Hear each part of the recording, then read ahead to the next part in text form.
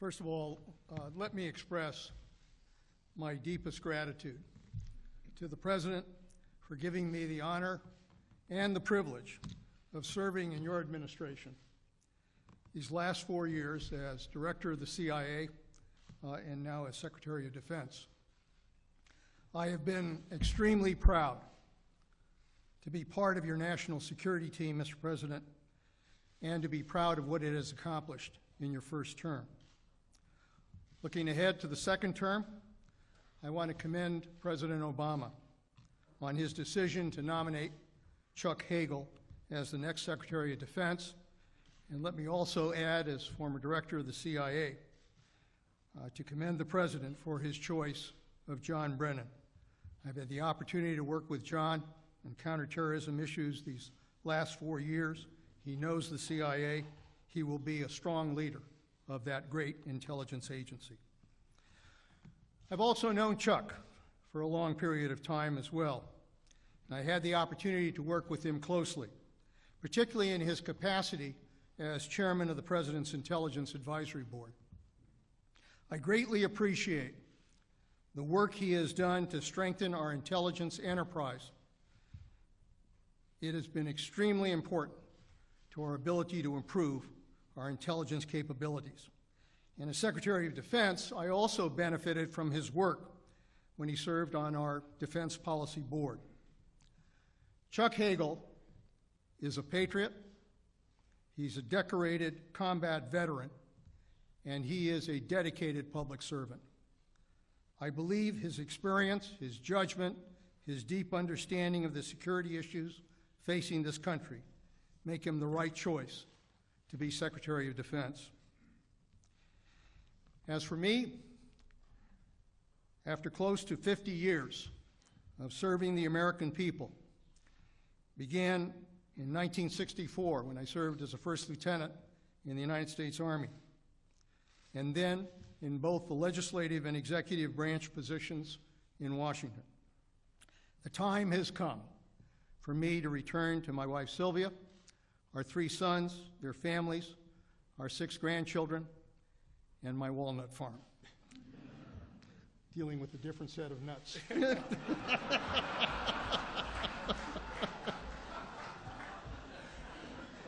I want to deeply thank my family for giving me the fullest measure of love and support during my many absences from home throughout my long career in public service.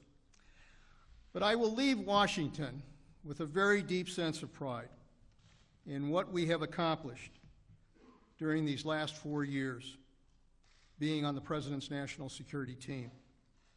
As both Director of the CIA and as Secretary of Defense, I have always believed that our fundamental mission is to keep America safe, to keep America secure. And because of the outstanding dedication of our intelligence and military professionals, America is safer and more secure than it was 4 years ago. And we have reached a turning point after more than a decade of war. And on that, as we've reached that turning point, we've developed a new defense strategy for the 21st century. We have, with John's leadership, decimated al-Qaeda's leadership and weakened their effort to attack this country. We have brought wars in Iraq, and we will bring the war in Afghanistan to an honorable conclusion. We've opened up opportunities for all Americans to serve in our military. And we continue to strongly support our forces, their families, and our wounded warriors. These are some of the achievements that I am proud of. Let me close by expressing my profound gratitude to the outstanding team of military and civilian staff and leaders that I've had the honor to serve with at the Department of Defense and at the White House. In particular, let me deeply thank the outstanding men and women in uniform who I've had the privilege to serve and to lead. Those who put their lives on the line every day on distant battlefields for this country. Their sacrifices teach us that freedom is not free. A strong democracy depends on a strong defense. But you can also not have a strong and stable defense without a strong and stable democracy. As we continue to confront strategic challenges and fiscal austerity, my hope for the future is that the sense of duty our service members and their families exhibit every day inspires the leaders of this nation to have the courage to do what is right, to achieve the American dream, to give our children a better life, and to build a more secure future. Jeff?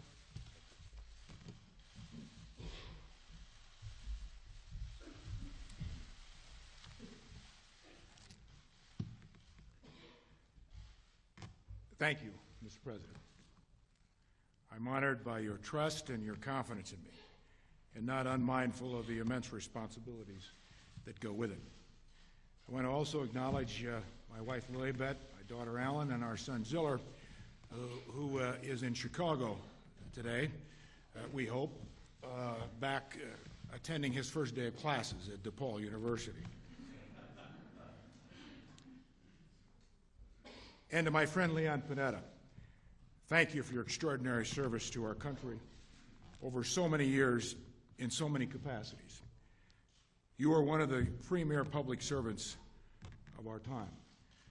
To follow you at the Department of Defense will be a most challenging task, but I will try to live up to the standards that you, Bob Gates, and others have set for this job and this nation.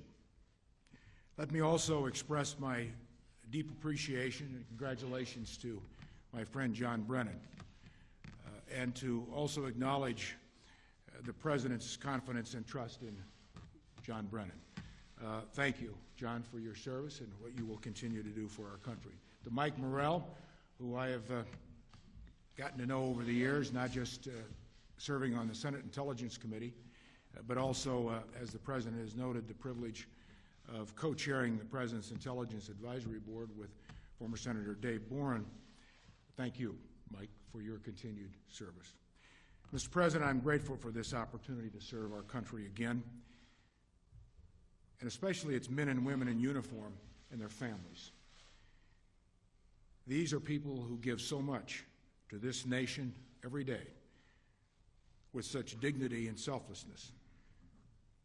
This is particularly important at a time as we complete our mission in Afghanistan and support the troops and military families who have sacrificed so much over more than a decade of war. I'm also grateful for an opportunity to help continue to strengthen our country and strengthen our country's alliances and advance global freedom, decency, and humanity as we help build a better world for all mankind. I will always do my best. I will do my best for our country, for those I represent at the Pentagon, and for all our citizens.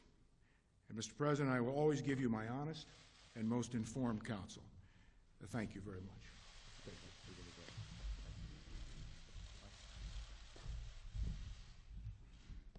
you. Mr. President, thank you for your very kind remarks, and thank you for the trust that you placed in me when you asked me to be acting director twice.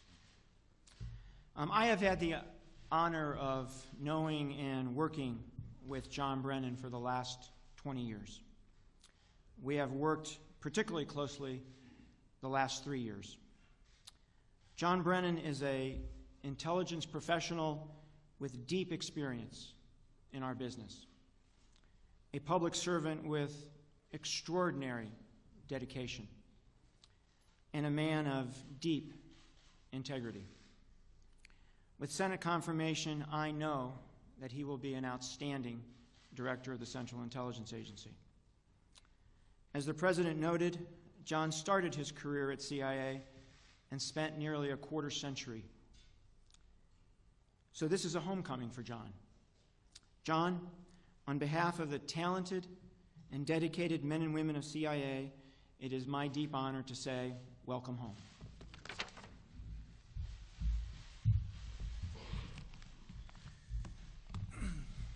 Mr. President, it is indeed a tremendous honor to be nominated to be the Director of the Central Intelligence Agency.